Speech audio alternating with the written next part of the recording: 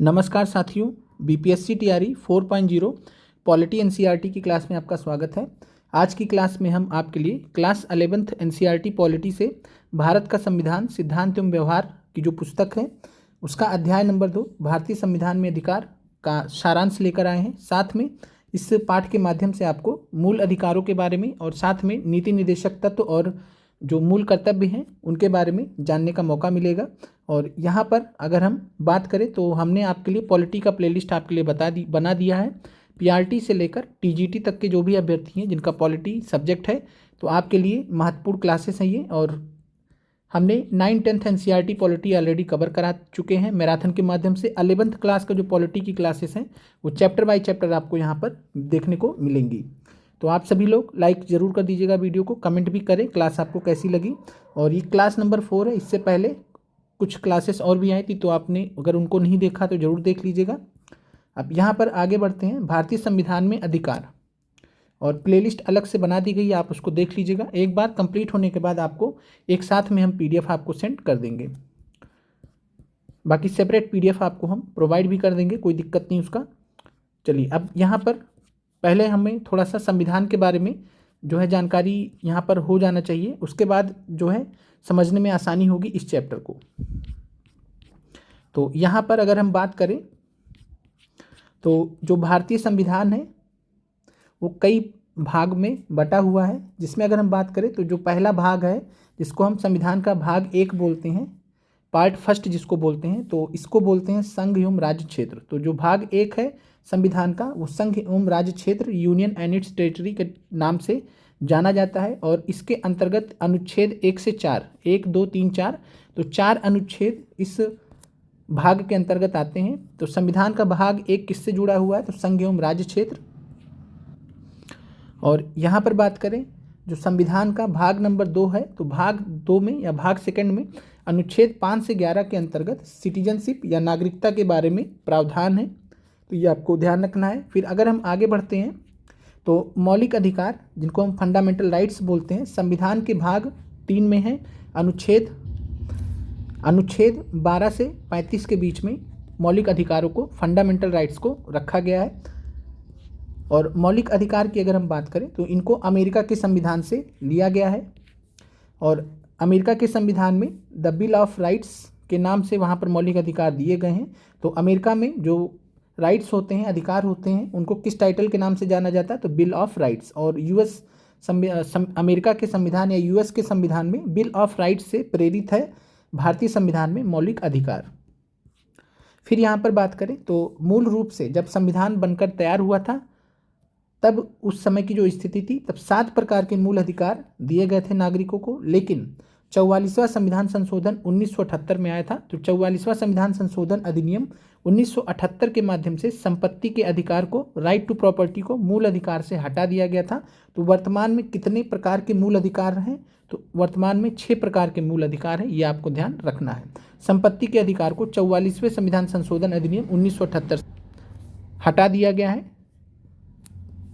फिर यहाँ पर बात करते हैं डॉक्टर एस राधाकृष्णन ने मौलिक अधिकारों को क्या कहा था तो हमारे लोगों के लिए एक प्रतिज्ञा और सभ्य दुनिया के साथ में एक समझौता कहा था। तो आपसे ये प्रश्न स्टेटमेंट में पूछा जा सकता है कि किसने मौलिक अधिकारों को a pledge to our people and a pact with the civilised world, हमारे लोगों के लिए एक प्रतिज्ञा और सभ्य दुनिया के साथ में एक समझौता कहा था। तो डॉक्टर सर्वपल्ली राधाकृष्णन ने ऐसा स्टेटमेंट दिया था मौलिक अधिकारों को लेकर। उसके अलावा जो सबसे फेमस स्टेटमेंट है डॉक्टर भीमराव अंबेडकर ने भारतीय संविधान के अनुच्छेद 32 क्या है तो संवैधानिक उपचारों के अधिकार, जिसको उन्होंने संविधान का हृदय और आत्मा कहा था। बाकी हमने लास्ट क्लास में आपको क्लियर किया था कि संविधान का आत्मा जो है जब पूछेगा तब आपका आंसर क्या हो जाएगा तो संविधान का आत्मा जब आपसे पूछेगा तब आपका आंसर प्रस्तावना हो जाएगा। और जब आपसे संविधान का हृदय और आत्मा पूछेगा, heart and soul of the constitution, तब वहाँ पे आंसर भीमराव अंबेडकर हो जाएगा। फिर यहाँ पर बात करते हैं तो राज्य के नीति निर्देशक तत्वों का अगर हम बात करें, directive principles of state policy, तो भारतीय संविधान के भाग 4 में इनको रखा गया है अनुच्छेद 36 से 51 के बीच में। और इसमें अगर हम बात करें तो आयरलैंड के संविधान से, जिसको हम आयरिश कॉन्स्टिट्यूशन भी बोलते हैं, तो वहाँ से लिया गया है। तो राज्य के नीति निर्देशक तत्वों को कहाँ से लिया गया, आयरलैंड के संविधान से या आयरिश संविधान से। अनुच्छेद 38 में अगर हम बात करें तो कल्याणकारी राज्य की अवधारणा जो पूछा गया है कई बार परीक्षा में, तो वो जो है नीति निदेशक तत्व में अनुच्छेद 38 के तहत निहित है कल्याणकारी राज्य की अवधारणा।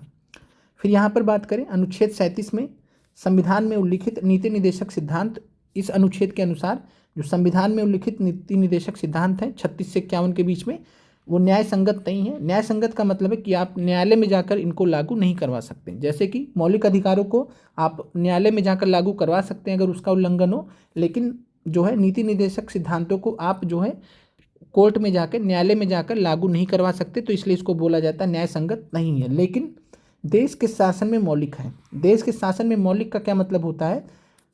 इसका मतलब होता है कि देश के शासन में मौलिक का मतलब होता है कि जब भी सरकार कानून बनाएगी तो इन सिद्धांतों को लागू करेगी, इन अपने कानून के माध्यम से इन सिद्धांतों को लागू करने का प्रयास करेगी। ये राज्य का कर्तव्य माना जाता है। तो अनुच्छेद 37 में ऐसा बताया गया है। फिर यहाँ पर बात करते हैं तो मौलिक कर्तव्य आता है। मौलिक कर्तव्य की बात करें तो फंडामेंटल ड्यूटीज संविधान के भाग 4(1) में इनको रखा गया है, 4A में या 4A, 4 का भी बोलते हैं। तो अनुच्छेद 51A या 51 का, तो 51A में रखा गया है संविधान के भाग 4A में।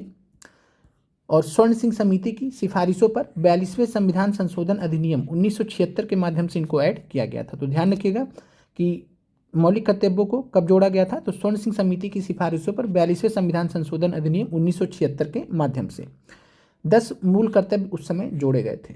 और 11वां मूल कर्तव्य जो था वो 86वें संविधान संशोधन अधिनियम 2002 के माध्यम से जोड़ा गया था। तो 86 कॉन्स्टिट्यूशनल अमेंडमेंट एक्ट 2002 के माध्यम से 11वें नंबर का जो मूल कर्तव्य था जो कि शिक्षा से रिलेटेड है वो जोड़ा गया था। और साथ में यही वो अधिनियम है 46वां संविधान संशोधन अधिनियम जिसके माध्यम से शिक्षा का अधिकार, अनुच्छेद 21A आपने पढ़ा होगा। तो संविधान में जो अनुच्छेद 21A है वो शिक्षा का अधिकार है।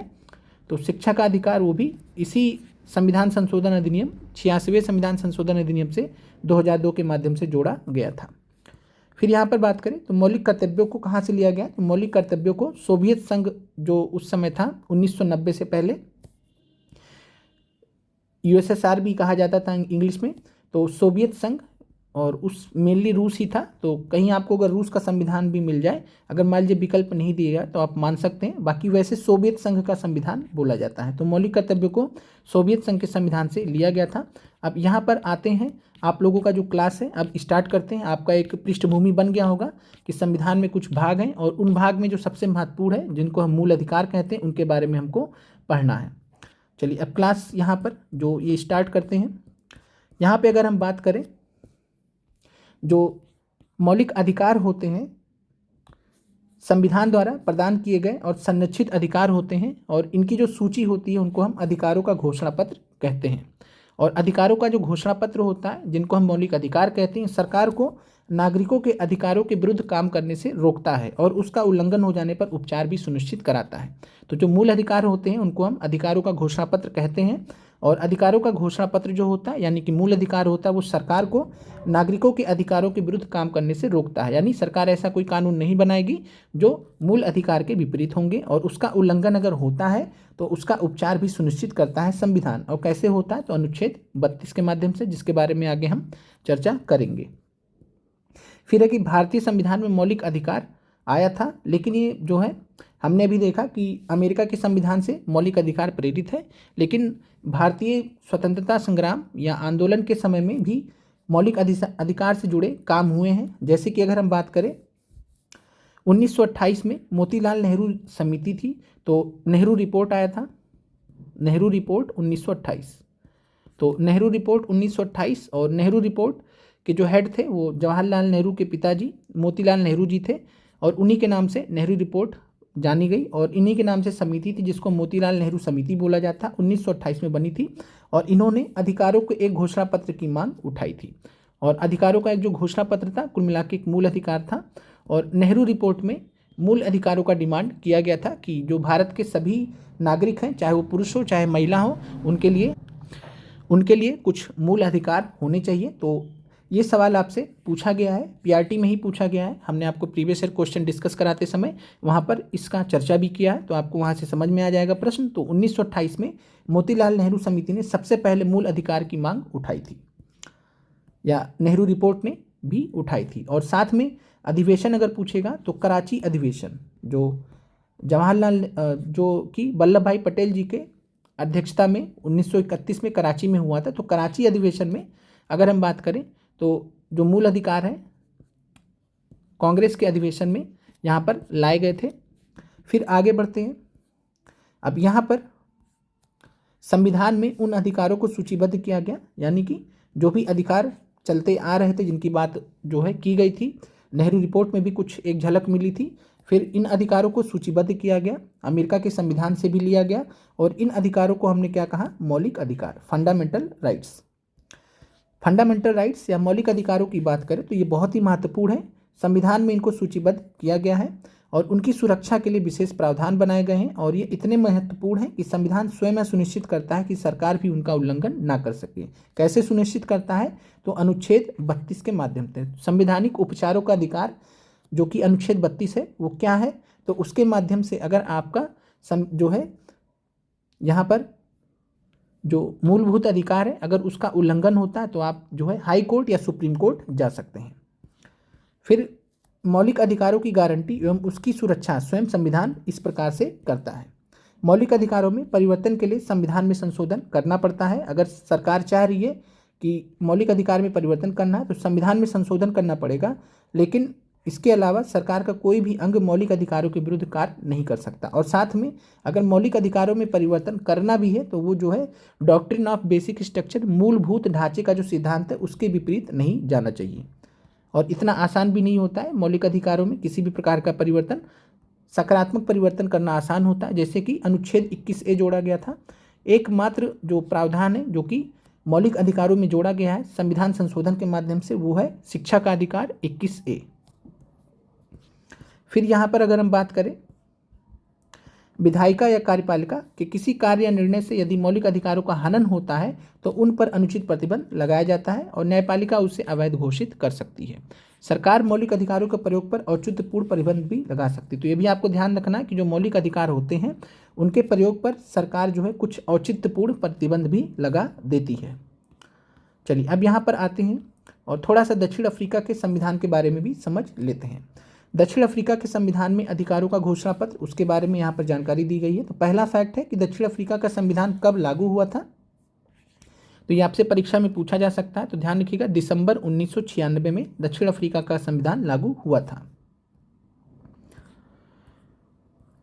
और इसके अलावा बात करें तो दक्षिण अफ्रीका के संविधान के अनुसार उसके अधिकारों का घोषणा पत्र दक्षिण अफ्रीका में प्रजातंत्र की आधारशिला है। नस्ल, लिंग, गर्भधारण, वैवाहिक स्थिति, जातीय सामाजिक मूल रंग, आयु, अपंगता, धर्म, अंतरात्मा, अस्थि, संस्कृति, भाषा, जन्म के आधार पर भेदभाव वर्जित करता है। ये सब आपको याद करने की जरूरत नहीं है, बस आपको अवेयर रहना है कि जो है अफ्रीका के संविधान में भी मूलभूत अधिकारों की बात की गई है। नागरिकों को संभवतः सबसे ज़्यादा व्यापक अधिकार देता है। संवैधानिक अधिकारों को एक विशेष संवैधानिक न्यायालय लागू करता है। तो भारत के केस में तो जो हाई कोर्ट सुप्रीम कोर्ट है वही देखती है, लेकिन दक्षिण अफ्रीका में क्या होता है कि जो संवैधानिक अधिकारों को लागू करने की अगर बात आती है तो एक विशेष संवैधानिक न्यायालय बनाया गया है। दक्षिण अफ्रीका के संविधान में सम्मिलित कुछ प्रमुख अधिकार कौन कौन से हैं, तो है गरिमा का अधिकार, निजता का अधिकार जिसको राइट टू प्राइवेसी बोलते हैं, राइट टू प्राइवेसी। और राइट टू प्राइवेसी आप कमेंट करके बताइए कि सुप्रीम कोर्ट का जजमेंट है और उस जजमेंट फैसले के अनुसार जो निजता का अधिकार है भारतीय संविधान के किस अनुच्छेद के अंतर्गत आता है, आप कमेंट करके बताना है आप सभी को। तो गरिमा का अधिकार, निजता का अधिकार, ये सब दक्षिण अफ्रीका के संविधान में मेंशन किए गए, लिखे गए हैं। बुनियादी और उच्च शिक्षा का अधिकार, बाल अधिकार वगैरह भी हैं, सूचना प्राप्त करने का अधिकार। तो ये सब अधिकार जो है कुछ प्रमुख अधिकार हैं जो दक्षिण अफ्रीका के संविधान में मेंशन है। अब हम आगे बढ़ते हैं। चलिए, भारत का संविधान है भाग 3 जिसको बोलते हैं मौलिक अधिकार के नाम से जाना जाता है। अनुच्छेद 12 से 35 के बीच में इनको रखा गया है।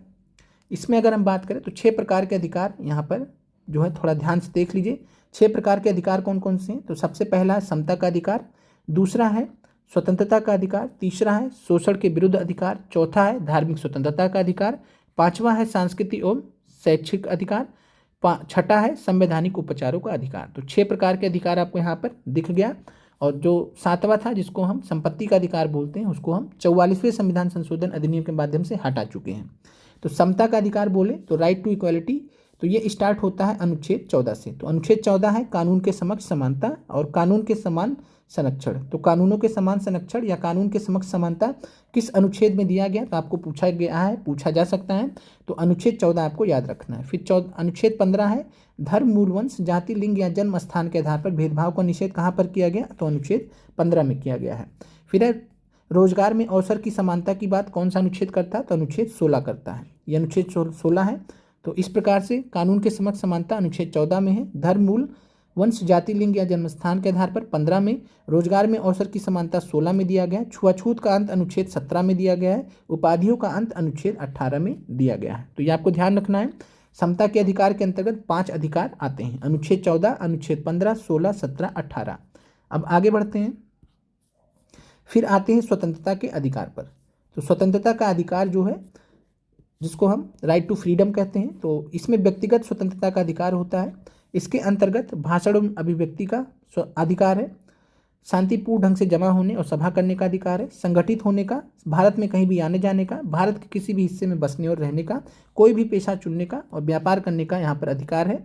तो अनुच्छेद 19 है व्यक्तिगत स्वतंत्रता का अधिकार। उसके अंतर्गत भी कई छोटे छोटे अधिकार हैं, महत्वपूर्ण अधिकार दिए गए हैं। आपको कमेंट करके बताना है कि जो प्रेस की स्वतंत्रता का अधिकार है वो किस अनुच्छेद से जुड़ा है। प्रेस की स्वतंत्रता का अधिकार किस अनुच्छेद से जुड़ा है। और जब भी आपसे कोई सवाल पूछा जाए तो आप कोशिश कीजिए, नहीं समझ में आए तो गूगल कीजिए, लेकिन जवाब जरूर दीजिए। कहीं से भी आपको ज्ञान प्राप्त हो, अच्छी बात है। तो ये आपको अनुच्छेद 19 क्लियर हो गया। फिर आते हैं अनुच्छेद 20 पर। अनुच्छेद 20 क्या है, अपराधों के लिए दोष सिद्धि के संबंध में संरक्षण। तो अनुच्छेद 20 याद रखिएगा, अपराधों के लिए दोष सिद्धि के संबंध में संरक्षण। फिर अनुच्छेद 21 है जीवन की रक्षा एवं दैहिक स्वतंत्रता का अधिकार। तो अनुच्छेद 21 सबसे महत्वपूर्ण मूल अधिकार माना जाता है और इसके अंतर्गत बहुत सारे सुप्रीम कोर्ट के फैसले आए हैं, जिसमें बहुत प्रकार के अधिकारों को अनुच्छेद 21 के तहत रखा गया है, जो कि है जीवन की रक्षा एवं दैहिक स्वतंत्रता का अधिकार। फिर अनुच्छेद 21A आता है।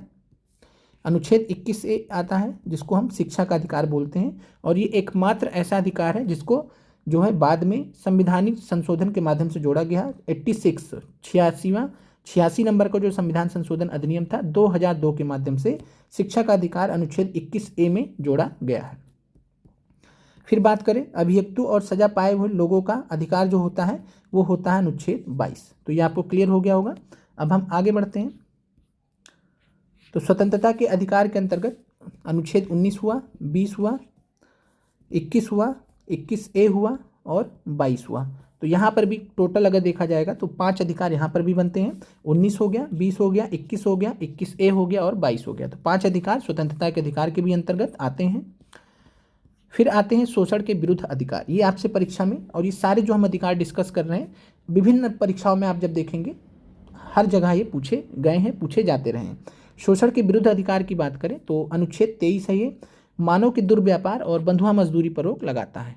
फिर है अनुच्छेद 24, तो जोखिम वाले काम में बच्चों की मजदूरी वगैरह, फैक्ट्री वगैरह में बच्चों की मजदूरी कराने पर रोक लगाता है अनुच्छेद 24। तो 23 आपको ध्यान रखना कि मानव के दुर्व्यापार और बंधुआ मजदूरी पर रोक लगाता है। 24 बच्चों का जो काम कराने का है उस पर रोक लगाता है कि फैक्ट्री वगैरह में जोखिम वाले काम में आप काम नहीं करा सकते हैं।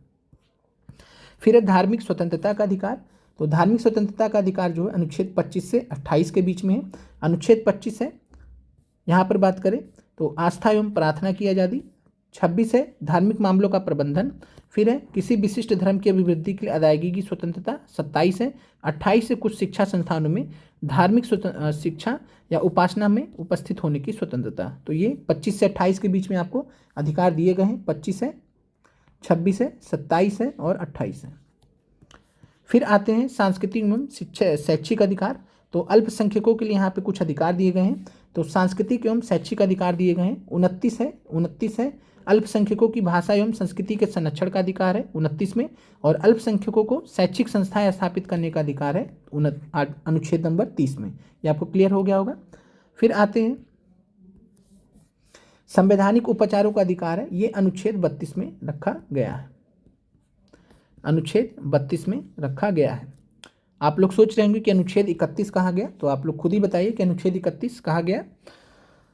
डिस्कस कर चुके हैं। तो संवैधानिक उपचारों का अधिकार है, ये है अनुच्छेद 32, सबसे महत्वपूर्ण अधिकार है। और इसी अधिकार को बाबा साहेब भीमराव अंबेडकर जी ने संविधान की आत्मा और हृदय कहा था। Heart and soul of the constitution, संवैधानिक उपचारों के अधिकार को कहा था। क्यों कहा था? क्योंकि मौलिक अधिकारों का अगर उल्लंघन होता है तो उनको लागू करवाने के लिए न्यायालय में जाने का अधिकार जो देता है यही अनुच्छेद देता है। इसलिए अधिकारों का उल्लंघन होने पर भी जो है न्यायालय जाने का जो अधिकार है वो भी अपने आप में एक मूल अधिकार है यहाँ पर, जो कि संवैधानिक उपचारों के अधिकार के माध्यम से जाना जाता है। आगे बढ़ते हैं। फिर यहाँ पर समता का अधिकार वगैरह सब कुछ डिस्कस किया गया, तो आप एक बार पढ़ लीजिएगा, बाकी हमने डिस्कस कर दिया है। इसमें छुआछूत वगैरह सब अनुच्छेद 17 में इसको समाप्त कर दिया गया है। अगर हम बात करें रिजर्वेशन की, आरक्षण की, तो आरक्षण के बारे में अनुच्छेद 16(4) में दिया गया है। तो आरक्षण के बारे में कोई भी राज्य को पिछड़े हुए नागरिकों के किसी भी वर्ग के पक्ष में जिनका प्रतिनिधित्व राज्य की राय में राज्य के अधीन सेवा में पर्याप्त नहीं है, नियुक्तियों या पदों के आरक्षण में संविधान का मतलब प्रावधान करने से नहीं रोकेगा। तो आरक्षण का जो प्रावधान है वो अनुच्छेद 16(4) में निहित है। चलिए अब आगे बढ़ते हैं। और जो अनुच्छेद 16(4) है वो साफ साफ कहता है कि आरक्षण जैसी नीति को समानता के अधिकार के उल्लंघन के रूप में नहीं देखना चाहिए। तो ये आपको ध्यान रखना है। चलिए अब आगे बढ़ते हैं। अनुच्छेद 21 है, बहुत ही महत्वपूर्ण है। जीवन और दैहिक स्वतंत्रता का संरक्षण जो होता है, किसी व्यक्ति को उसके प्राण या दैहिक स्वतंत्रता से विधि द्वारा स्थापित प्रक्रिया के अनुसार ही वंचित किया जाएगा, अन्यथा नहीं। इसका मतलब क्या हुआ? अगर मान लीजिए किसी ने बहुत गलत काम किया, उसको फांसी की सज़ा दी गई, तो वो एक कानून के तहत उसको फांसी की सज़ा दी जाएगी। तो अगर किसी को कानून के तहत फांसी की सज़ा दी जाएगी, यानी विधि द्वारा स्थापित प्रक्रिया के अनुसार ही उसके जीवन से उसको वंचित किया जा रहा है, यानी उसको मौत दिया जा रहा है। तो ये है कि कानून से ही किसी की हम जान ले सकते हैं, बगैर कानून से किसी की जान नहीं लिया जा सकता। तो अनुच्छेद 21 है, बहुत ही महत्वपूर्ण है। और जो निजता का अधिकार है वो अनुच्छेद 21 से ही जुड़ा हुआ है। और सुप्रीम कोर्ट का फैसला था कि अनुच्छेद 21 के अंतर्गत ही आता है निजता का अधिकार। और निजता के अधिकार को एक सेपरेट रूप में अफ्रीका के संविधान में मेंशन भी किया गया है। चलिए अब आगे बढ़ते हैं। फिर यहाँ पर आते हैं स्वतंत्रता का अधिकार, फिर है जीवन एवं व्यक्तिगत स्वतंत्रता का अधिकार। और यहाँ पर अनुच्छेद 20 के बारे में भी हमने देखा था। तो अनुच्छेद 20 से रिलेटेड यहाँ पे महत्वपूर्ण तथ्य दिए गए हैं कि किसी भी व्यक्ति को बिना कारण बताए गिरफ्तार नहीं किया जा सकता है। और गिरफ्तार किए जाने पर उस व्यक्ति को अपने पसंदीदा वकील के माध्यम से अपना बचाव करने का अधिकार होता है। और साथ में पुलिस के लिए आवश्यक होता है कि अभियुक्त को 24 घंटे के अंदर निकटतम न्यायाधीश के सामने पेश करे।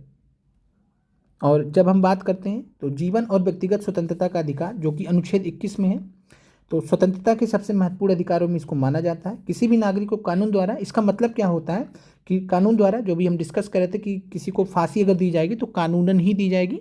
तो किसी भी नागरिक को कानून द्वारा निर्धारित प्रक्रिया का पालन किए बिना उसके जीवन और व्यक्तिगत स्वतंत्रता से वंचित नहीं किया जाएगा। इसका अर्थ क्या है कि किसी भी व्यक्ति को बिना कारण बताए गिरफ्तार नहीं किया जाएगा अनुच्छेद 21 के माध्यम से। और गिरफ्तार किए जाने पर उस व्यक्ति को अपने पसंदीदा वकील के माध्यम से अपना बचाव करने का अधिकार होगा और अभियुक्त को 24 घंटे के अंदर निकटतम न्यायाधीश के सामने पेश करना होगा। और सर्वोच्च न्यायालय के पिछले अनेक निर्णय द्वारा इस अधिकार का जो दायरा है अनुच्छेद 21 जिसके बारे में हमने बात किया, इसको बढ़ा दिया गया है। और सर्वोच्च न्यायालय के निर्णय के अनुसार इसमें शोषण से मुक्त और मानवीय गरिमा पूर्ण जीवन जीने का अधिकार निहित है। तो राइट टू डिग्निफाइड लाइफ यानी मानवीय गरिमापूर्ण जीवन जीने का जो अधिकार है वो किस में है? अनुच्छेद 21 में है। निजता का अधिकार किस में है? अनुच्छेद 21 में है। न्यायालय ने माना है कि जीवन के अधिकार का अर्थ है व्यक्ति को आश्रय एवं आजीविका की भी अधिकार हो और इसके बिना कोई भी व्यक्ति जिंदा नहीं रह सकता है। फिर आते हैं निवारक नज़रबंदी पर। तो निवारक नज़रबंदी के बारे में आपको ध्यान रखना है कि अनुच्छेद 22 में इसके बारे में बताया गया है। तो अनुच्छेद 22 जो है निवारक नज़रबंदी से संबंधित है। और यहाँ पर अगर हम बात करें तो निवारक नज़रबंदी होती क्या है? तो कभी कभी किसी व्यक्ति को इस आशंका पर भी गिरफ्तार किया जा सकता है कि वह कोई गैर कानूनी कार्य करने वाला है, फिर उसे वर्णित प्रक्रिया का पालन किए बिना ही कुछ समय के लिए जेल भेजा जा सकता है। इसे हम क्या कहते हैं? निवारक नज़रबंदी। निवारक नज़रबंदी अधिकतम 3 महीने के लिए हो सकती है। आपको याद रखना है परीक्षा दृष्टि से 3 महीने के बाद ऐसे मामले समीक्षा के लिए एक सलाहकार बोर्ड के सामने ले जाए जाते हैं। फिर यहाँ पर बात करें तो भाषण और अभिव्यक्ति की स्वतंत्रता पर, जैसे हमने अभी ऊपर पढ़ा था कि जो मूलभूत अधिकार है उस पर जो है संविधान के माध्यम से कुछ जो है औचित्यपूर्ण प्रतिबंध भी लगाए गए। जैसे भाषण एवं अभिव्यक्ति की स्वतंत्रता पर, जैसे कि आप ये कभी भी मतलब हमेशा ये नहीं राइट क्लेम कर सकते कि आपको जो है भाषण और अभिव्यक्ति की स्वतंत्रता है। ये आपका जो है कानून व्यवस्था, शांति और नैतिकता के अधिकार आधार पर इस पर प्रतिबंध लगाए जा सकते हैं। तो मान लीजिए कि अगर आपके भाषण और अभिव्यक्ति की स्वतंत्रता से कानून व्यवस्था खराब होने का डर हो, लॉ एंड ऑर्डर सिचुएशन बिगड़ने का डर हो, मान लीजिए कोई नेता है वो बहुत ही धार्मिक मसलों को लेकर बहुत ही संवेदनशील बयान दे रहा है, तो वो अपना अभिव्यक्ति की स्वतंत्रता इंजॉय तो कर रहा है, लेकिन उसकी वजह से कानून व्यवस्था पे दिक्कत आ सकती है, तो उसके उस अधिकार को रोका जा सकता है कि कानून व्यवस्था इस पर गड़बड़ा जाएगी। शांति और नैतिकता, तीन चीज़ों पर, भाषण और अभिव्यक्ति की स्वतंत्रता पर जो है तीन प्रकार से प्रतिबंध लगाए जा सकते, तीन आधार पर, कानून व्यवस्था बिगड़ने के डर से, शांति बिगड़ने के डर से और नैतिकता के आधार पर। फिर है सभा और सम्मेलन करने की जो स्वतंत्रता है, और ये जो अधिकार है अधिकार 19 अनुच्छेद 19 में दिए गए हैं। सभा और सम्मेलन करने की जो स्वतंत्रता का प्रयोग करने का शर्त क्या है, तो शांतिपूर्ण होना चाहिए, और सभा और सम्मेलन किस हिसाब से होना चाहिए, बिना हथियारों के होना चाहिए। तो शांतिपूर्ण और बिना हथियारों के आप जो है सभा कर सकते हैं। चलिए अब आगे बढ़ते हैं। यहाँ पर अगर हम बात करें तो सोमनाथ लाहिड़ी जी का एक वक्तव्य दिया गया, देख लीजिए, मे भी हो सकता कहीं आ जाए प्रश्न। तो इन्होंने क्या बोला था, मैं समझता हूँ कि इनमें से अनेक मौलिक अधिकारों को एक सिपाही के दृष्टिकोण से बनाया गया है, और लगभग प्रत्येक अनुच्छेद के बाद एक उपबंध है जो उन अधिकारों को पूरी तरीके से वापस ले लेता है। तो इनको कहने का मतलब था कि जो औचित्यपूर्ण प्रतिबंध लगाए गए हैं उनको जो है नहीं लगाना चाहिए इनके अकॉर्डिंग। और मौलिक अधिकारों को हमारी क्या अवधारणा होनी चाहिए, हम उस प्रत्येक अधिकार को संविधान में पाना चाहते हैं जो हमारी जनता चाहती है। फिर आरोपी या अभियुक्त के अधिकार हैं। तो आरोपी या अभियुक्त के जो अधिकार है वो अनुच्छेद 20 में दिए गए हैं। तो अपराधों के आरोपी व्यक्तियों के अधिकार हम किस में पढ़ते हैं, अनुच्छेद 20 में पढ़ते हैं। और किसी अपराध के आरोपी को स्वयं को बचाने का समुचित अवसर मिलना चाहिए इस अनुच्छेद के अकॉर्डिंग, अनुच्छेद नंबर 20। और इसमें 3 प्रावधान है जो आपको ध्यान रखना है। किसी भी व्यक्ति को एक ही अपराध के लिए एक से अधिक बार सजा नहीं मिलेगी। तो पहला है कि किसी भी व्यक्ति को एक अपराध के लिए एक बार से अधिक सजा नहीं मिलेगी, जिसको बोलते हैं दोहरा दंड से बचाव। तो दोहरे दंड से संरक्षण देता है भारतीय संविधान। दोहरे दंड से किसी भी अपराधी को दोहरे दंड से संरक्षण देता है। दोहरे दंड से संरक्षण का मतलब है कि किसी भी व्यक्ति को एक अपराध के लिए एक बार से अधिक सजा नहीं मिलेगी। फिर यहाँ पर बात करें, कोई भी कानून किसी भी कार्य की पिछली तारीख से अपराध घोषित नहीं कर सकेगा। कोई भी कानून किसी भी कार्य को पिछली तारीख यानी पीछे की डेट में जाकर अपराध घोषित नहीं किया जा सकेगा। तो एक्स पोस्ट फैक्टो लॉ बोलते हैं, भूत लक्षी दांडिक विधियों से संरक्षण बोलते हैं। तो और ये जो फैक्ट्स आप देख रहे हैं ये आपका TRE 2 में PRT में प्रश्न पूछा गया था। अगर आपने प्रीवियस ईयर क्वेश्चंस का अच्छे से एनालिसिस किया तो वहाँ पर सवाल पूछा गया है। फिर किसी भी व्यक्ति को स्वयं अपने विरुद्ध साक्ष्य देने के लिए नहीं कहा जाएगा। तो ये तीसरा है कि अपने विरुद्ध गवाही देने से संरक्षण दिया गया है। तो 3 प्रकार की चीज़ें हैं यहाँ पर। पहला है कि जो है दोहरे दंड से संरक्षण है। दूसरा है कि कोई भी कानून किसी भी कार्य की पिछली तारीख से अपराध घोषित नहीं किया जाएगा। तीसरा है कि अपने विरुद्ध जो है गवाही देने के लिए मजबूर नहीं किया जाएगा। तो 3 प्रकार से ये सुरक्षा देता है अनुच्छेद 20 में आरोपी या अभियुक्त के अधिकार। फिर यहाँ पर बात करें शोषण के विरुद्ध अधिकार की बात करें तो यहाँ पर बीच में अनुच्छेद 21A के बारे में नहीं दिया गया। तो हमने आपको ऑलरेडी बता दिया कि 21A शिक्षा का अधिकार है, जो कि 6 से 14 वर्ष के बच्चों को निःशुल्क शिक्षा का अधिकार देता है। 86वें संविधान संशोधन अधिनियम से इनको जोड़ा गया था। फिर शोषण के विरुद्ध अधिकार। तो शोषण के विरुद्ध अधिकार अनुच्छेद 23 और 24 में दिया गया है, जिनके बारे में हमने ऑलरेडी देख लिया है। और संविधान के अनुसार अनुच्छेद जो है 14 वर्ष से कम आयु के जो बच्चे हैं उनको किसी खादान या खतरनाक काम में नहीं लगाया जाएगा। फिर धार्मिक स्वतंत्रता का अधिकार है। तो धार्मिक स्वतंत्रता का अधिकार भी दिया गया संविधान में अनुच्छेद 25 से 28 के माध्यम से। चलिए ये सब चीज़ें हम डिस्कस कर चुके हैं, तो एक बार आप इसको पढ़ लीजिएगा। और यहाँ पर आपको एक चीज़ और भी ध्यान रखना है कि लोक व्यवस्था, नैतिकता और स्वास्थ्य के आधार पर सरकार धार्मिक स्वतंत्रता पर प्रतिबंध लगा सकती है। तो लोक व्यवस्था, नैतिकता, स्वास्थ्य के आधार पर धार्मिक स्वतंत्रता पर प्रतिबंध लगा सकती है। धार्मिक स्वतंत्रता का अधिकार असीमित नहीं है। और जैसे फॉर एग्जाम्पल सरकार ने सती प्रथा, एक से अधिक विवाह और मानव बलि जैसी कुप्रथाओं पर प्रतिबंध के लिए अनेक कदम उठाए हैं। ऐसे प्रतिबंधों को धार्मिक स्वतंत्रता के अधिकार में हस्तक्षेप नहीं माना जाएगा। फिर आगे बढ़ते हैं। एक अन्य कारण से धार्मिक स्वतंत्रता राजनीतिक विवाद का विषय बन जाती है। संविधान ने सभी को अपने धर्म का प्रचार करने की स्वतंत्रता दी है। तो ध्यान रखिएगा कि संविधान ने सभी को अपने धर्म का प्रचार करने की स्वतंत्रता दी गई है, लेकिन इसमें लोगों को एक धर्म से दूसरे धर्म में परिवर्तन के लिए मनाने का अधिकार भी शामिल है, लेकिन जबरन, ध्यान रखिएगा, जबरन धर्म परिवर्तन की इजाज़त संविधान नहीं देता है। गलत तरीके से धर्म परिवर्तन की इजाज़त संविधान बिल्कुल नहीं देता है। फिर है सभी धर्मों की समानता। तो जो है यहाँ पर भारत का कोई राजकीय धर्म नहीं है, ये आपको मालूम भी है। सरकार किसी विशेष धर्म का पक्ष नहीं लेगी। फिर यहाँ पर सांस्कृतिक और शैक्षिक अधिकार जो अनुच्छेद 29 और 30 में दिए गए हैं।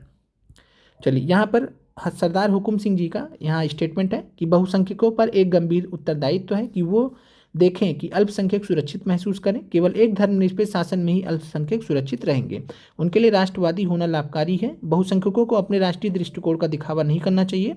उन्हें स्वयं को अल्पसंख्यकों की स्थिति में रखकर उनकी आशंकाओं को समझना चाहिए। सुरक्षा की सभी मांगे उसी आशंका पर आधारित है जो अल्पसंख्यकों के मन में अपनी भाषा, लिपि और नौकरियों के अवसर के संबंध में है। तो ये स्टेटमेंट था सरदार हुकुम सिंह का।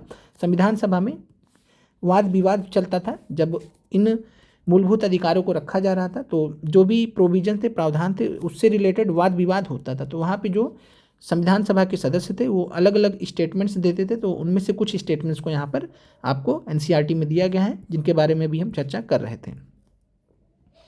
चलिए आते हैं, किसी समुदाय को केवल धर्म के आधार पर नहीं बल्कि भाषा और संस्कृति के आधार पर अल्पसंख्यक माना जा सकता है। तो ध्यान रखिएगा कि किसी भी समुदाय को धर्म के आधार पर ही नहीं, भाषा और संस्कृति के आधार पर भी अल्पसंख्यक माना जाता है। अल्पसंख्यक वह समूह होता है जिनकी अपनी भाषा या धर्म होता है और देश के किसी एक भाग में या पूरे देश में संख्या के आधार पर किसी अन्य समूह से छोटा होता है। ऐसे अल्पसंख्यक समूह को अपनी भाषा, लिपि और संस्कृति को सुरक्षित करने का एवं विकसित करने का अधिकार अनुच्छेद 29 के माध्यम से दिया गया है। अनुच्छेद 30 में भाषाई या धार्मिक अल्पसंख्यक अपने शिक्षण संस्थान खोल सकते हैं। आते हैं संवैधानिक उपचारों का अधिकार। तो संवैधानिक उपचारों का अधिकार वह साधन है जिसके द्वारा मूलभूत अधिकारों को लागू किया जा सकता है। डॉक्टर भीमराव अंबेडकर ने इस अधिकार को संविधान का हृदय और आत्मा की संज्ञा दी थी। अब क्लियर हो गया होगा आपको। इसके अंतर्गत हर नागरिक को अधिकार प्राप्त होता है कि वह अपने मौलिक अधिकारों के उल्लंघन किए जाने पर सीधे उच्च न्यायालय या सर्वोच्च न्यायालय जा सकता है। सर्वोच्च न्यायालय या उच्च न्यायालय मौलिक अधिकारों को लागू करने के लिए सरकार को एक आदेश या निर्देश देते हैं। न्यायालय कई प्रकार के विदेश आदेश जारी करते हैं। तो जो हाई कोर्ट या सुप्रीम कोर्ट आदेश देते हैं या प्रादेश देते हैं उनको हम रिट बोलते हैं, रिट या प्रादेश बोलते हैं। तो रिट या प्रादेश बोलते हैं। 5 प्रकार के रिट या प्रादेश आपको पढ़ने हैं जो आपके सामने हैं। पहला है बंदी प्रत्यक्षीकरण। तो बंदी प्रत्यक्षीकरण क्या होता है?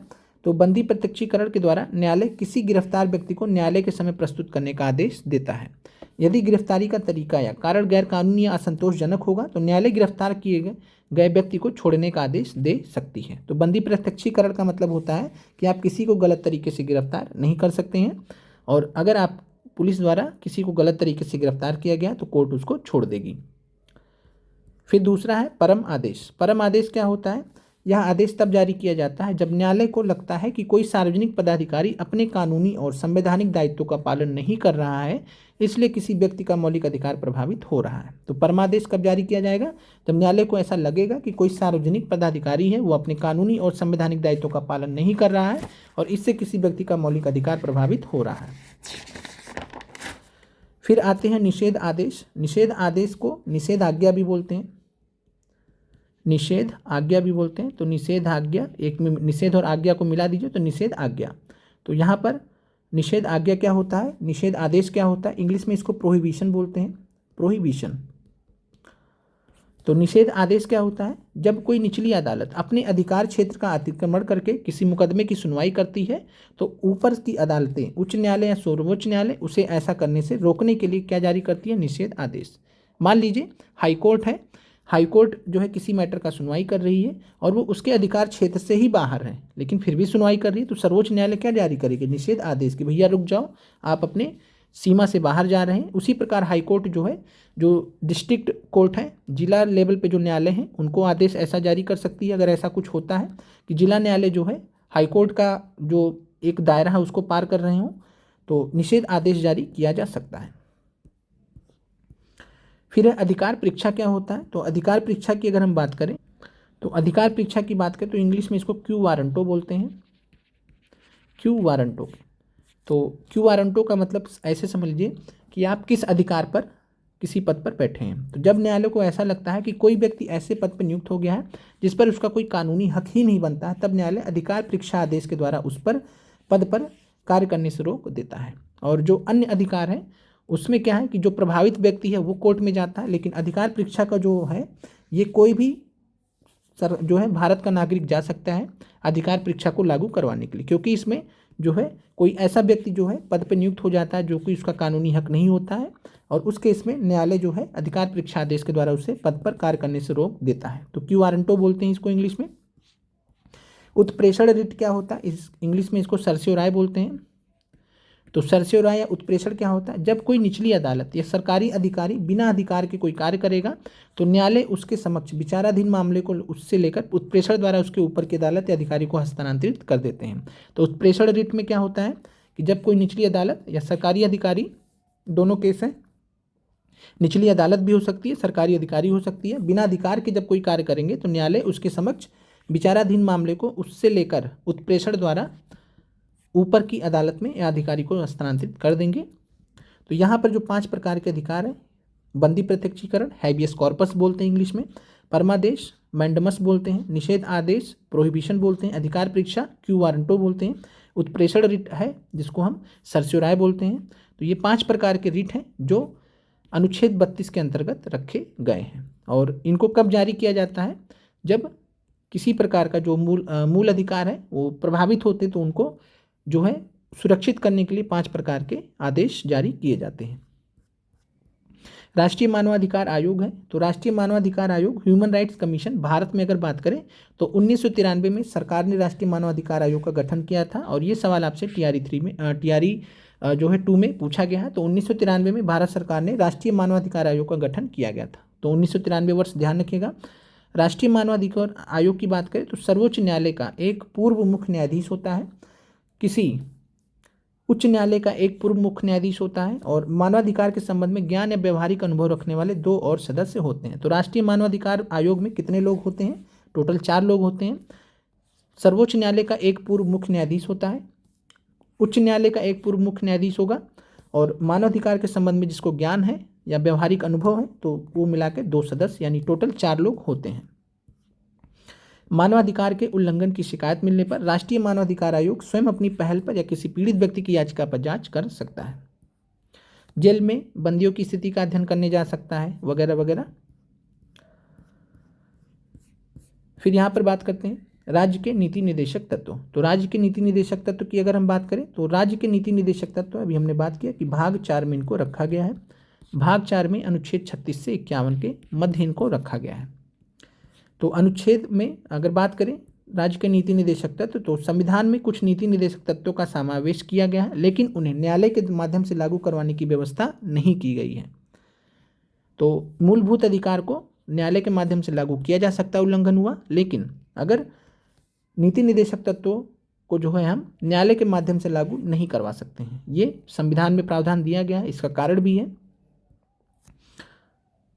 और इसका मतलब क्या हुआ सिंपल में, कि अगर सरकार किसी निर्देश को लागू नहीं करती है तो हम न्यायालय में जाकर ये मांग नहीं कर सकते हैं कि उसे लागू करने के लिए न्यायालय सरकार को आदेश दे। इसलिए नीति निदेशक तत्व जो है वो वाद योग्य नहीं है। वाद योग्य नहीं है इसका मतलब है कोर्ट से लागू नहीं कराए जा सकते। यह संविधान का एक हिस्सा है जिसे न्यायपालिका द्वारा लागू नहीं किया जा सकता। संविधान निर्माताओं का मानना था कि इन नीति निदेशक तत्वों के पीछे नैतिक शक्ति है, वह सरकार को बाध्य करेगी कि सरकार नीति निदेशक तत्वों को गंभीरता से ले, और साथ में वो ऐसा भी समझते थे कि जनता उन्हें लागू करने की जिम्मेदारी भावी सरकारों पर डालेगी। संविधान में ऐसी नीतियों की एक निर्देशक सूची रखी गई है, और निर्देशों की उसी सूची को राज्य के नीति निदेशक तत्व, directive principles of state policy कहा जाता है। तो राज्य के नीति निदेशक तत्व है वो वाद योग्य नहीं है। नीति निदेशक तत्व क्या होते हैं, तो नीति निदेशक तत्व जो है ये एक जो है किसी भी सरकार के लिए, जैसे भारत सरकार है तो वो लक्ष्य है और उद्देश्य है जो एक समाज के रूप में हमें स्वीकार करनी चाहिए। वे अधिकार है जो नागरिकों को मौलिक अधिकारों के अलावा मिलने चाहिए। तो मौलिक अधिकारों के अलावा जो जनता डिजर्व करती है वो सब इसमें आ जाएगा। वो नीतियाँ जिन्हें सरकार को स्वीकार करना चाहिए। नीति निदेशक तत्वों को देखने से आपको संविधान निर्माताओं की भारत की कल्पना का आभास होगा। फिर यहाँ पर बात करें नीति निदेशक तत्वों को लागू करने के प्रयास में शिक्षा का अधिकार। तो नीति निदेशक तत्वों को लागू करने के प्रयास में शिक्षा का जो अधिकार है वो आया था। आपको जो है यहाँ पे थोड़ा सा बता दें कि अनुच्छेद जो 45 है वो आज की डेट में बदलाव होने के बाद तो अनुच्छेद 45 जो 86वां संविधान संशोधन अधिनियम आया था, तो उसमें क्या हुआ कि जो 45 अनुच्छेद है उसमें 0 से 6 वर्ष के बच्चों के लिए 0 से 6 वर्ष के बच्चों के लिए बात किया गया, और पहले यहाँ पर 6 से 14 वर्ष के बच्चों की बात की गई थी। तब वो जो है नीति निर्देशक तत्व था, क्योंकि नीति निर्देशक तत्व को जो है लागू नहीं किया जा सकता है, जब सरकार चाहेगी तभी लागू होगा। और इसको क्या किया गया, 6 से 14 वर्ष को 21A के माध्यम से शिक्षा अधिकार बना दिया गया। तो वही यहाँ पर बताया गया कि नीति निर्देशक तत्वों को लागू करने के प्रयास में शिक्षा का अधिकार लाया गया था। पूरे देश में पंचायती राज व्यवस्था लाई गई थी। पंचायती राज व्यवस्था आपको मालूम है कि 2 संविधान संशोधन अधिनियम है, 73 और 74, 1992 में आए थे 73 और 74 संविधान संशोधन अधिनियम, जिनके माध्यम से पंचायती राज व्यवस्था लागू की गई थी। रोजगार गारंटी योजना के अंतर्गत काम का सीमित अधिकार, स्कूली बच्चों के लिए दोपहर के भोजन की योजना वगैरह, जिसको मिड डे मील स्कीम बोलते हैं, मिड डे मील योजना, जो कि 1995 में आई थी, 15 अगस्त 1995 को। अब यहाँ पर आते हैं नागरिकों के मौलिक कर्तव्य। तो हमने अभी बताया आपको कि नागरिकों के जो मौलिक कर्तव्य हैं वो जो है किसके संस्तुति पर या किसके अनुशंसा पर लाए गए थे, तो स्वर्ण सिंह समिति की अनुशंसा पर लाए गए थे। और 1976 में संविधान के 42वें संविधान संशोधन के माध्यम से मौलिक कर्तव्य को जोड़ा गया था। संविधान में नागरिकों के मौलिक कर्तव्यों की सूची का समावेश किया गया था, जिसमें कुल 10 कर्तव्यों का उल्लेख किया गया था। लेकिन इसको भी लागू करने में संविधान मौन है, यानी इसको भी हम न्यायालय से लागू नहीं करवा सकते हैं। नागरिकों के रूप में हमें अपने संविधान का पालन करना चाहिए, देश की रक्षा करनी चाहिए, सभी नागरिकों में भाईचारा बढ़ाने का प्रयास करना चाहिए तथा पर्यावरण की रक्षा करनी चाहिए। और आप सभी लोगों ने नागरिकों के मूल कर्तव्य पढ़े भी होंगे। मौलिक कर्तव्य आपका जो एनसीईआरटी की बहुत सारी बुक्स में मौलिक कर्तव्य के बारे में डिस्कस भी किया गया है। फिर यहाँ पर बात करते हैं, और यहाँ पर जो है एक चीज़ हमने आपको बता दिया है कि जो 11वां जो मौलिक कर्तव्य, कुल मिला के 11 मौलिक कर्तव्य, 10 उस समय जोड़े गए थे 42वें संविधान संशोधन अधिनियम 1976। जो 11वां था वो 86वें संविधान संशोधन अधिनियम 2002 के माध्यम से जोड़ा गया था। बाकी आपको जब हम संविधान संशोधन का चैप्टर लेके आएंगे अलग से, तो वहाँ पर आपको सभी महत्वपूर्ण संविधान संशोधन करा देंगे, जिससे आपको परीक्षा में हर बार प्रश्न मिलते हैं, जिससे आपको दिक्कत ना हो। चलिए आगे बढ़ते हैं। नीति निर्देशक तत्वों और मौलिक अधिकारों के बीच में संबंध क्या होते हैं। तो नीति निर्देशक तत्व और मौलिक अधिकार एक दूसरे के पूरक के रूप में देखा जा सकता है। जहाँ मौलिक अधिकार सरकार के कुछ कार्यों पर प्रतिबंध लगाते हैं, तो हमने अभी देखा था कि मौलिक अधिकार ऐसे अधिकार होते हैं जिनको सरकार को ध्यान में रखकर काम करना होता है कि कुछ भी ऐसा कानून नहीं बनना चाहिए जो मौलिक अधिकार को रोके, कम करे। और नीति निर्देशक तत्व कुछ कार्यों को करने की प्रेरणा देते हैं कि भैया संविधान में नीति निर्देशक तत्व हैं, आप अपना जो भी पॉलिसी बनाइए, जो भी कानून बनाइए, उसमें नीति निर्देशक तत्वों का समावेशन कीजिए। नीति निर्देशक तत्वों की अगर हम बात करें तो लोगों का कल्याणकारी राज्य की जो अवधारणा है वो अनुच्छेद 38 में दिया गया है। फिर अंतर्राष्ट्रीय शांति को बढ़ाना, तो अंतर्राष्ट्रीय शांति को बढ़ाना अनुच्छेद 51 में दिया गया है।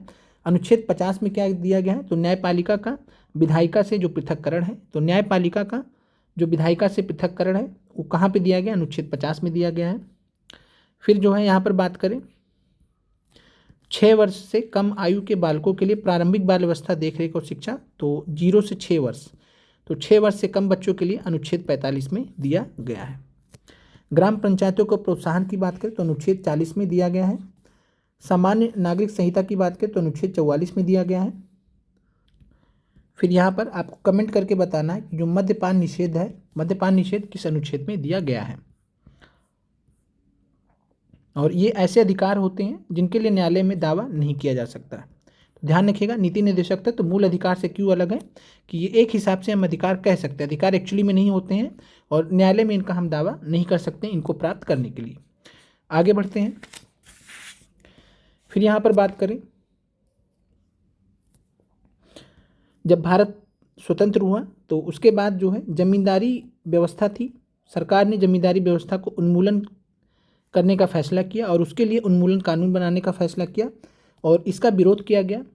और विरोध करने का कारण क्या था, तो सरकार ने जब जमींदारी उन्मूलन कानून बनाने का फैसला किया था तो विरोध इस आधार पर किया गया था कि संपत्ति के मौलिक अधिकार का हनन होता है। हमने आपको बताया था कि मौलिक अधिकार पहले 7 थे, जिसमें मौलिक अधिकार भी दिया, जो है संपत्ति का अधिकार मौलिक अधिकार था। अब जब संपत्ति का अधिकार मौलिक अधिकार, तो आप किसी जमींदार का जमीन कैसे ले सकते हैं, तो इसीलिए सरकार ने जो है इस कानून तो बनाने का फैसला कर लिया, लेकिन कोर्ट में मामला गया, जिसको हम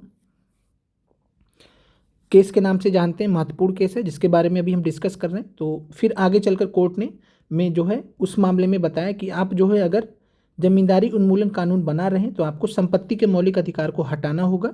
फिर जो है पार्लियामेंट ने, संसद ने उसको हटाया और सरकार ने नीति निर्देशक तत्वों को लागू करने के लिए संविधान का संशोधन किया। कार्यपालिका और न्यायपालिका ने इस परस्पर विरोधी दृष्टिकोण अपनाया था। सरकार की क्या मान्यता थी कि नीति निर्देशक तत्वों को लागू करने के लिए मौलिक अधिकारों पर प्रतिबंध लगाए जा सकते हैं, यानी कि नीति निर्देशक तत्व को लागू करने के लिए मौलिक अधिकार के प्रतिबंध यानी संपत्ति के अधिकार पर प्रतिबंध लगा सकते हैं। और दूसरी तरफ जो है ये भी बोला जा रहा था कि लोक कल्याण के मार्ग में अधिकार बाधक हैं। दूसरी ओर न्यायालय क्या बोल रही थी कि मौलिक अधिकार महत्वपूर्ण और पावन है कि नीति निर्देशक तत्वों को लागू करने के लिए इन्हें प्रतिबंधित नहीं किया जा सकता। तब फिर ये हुआ, संपत्ति का अधिकार आया 1973 में।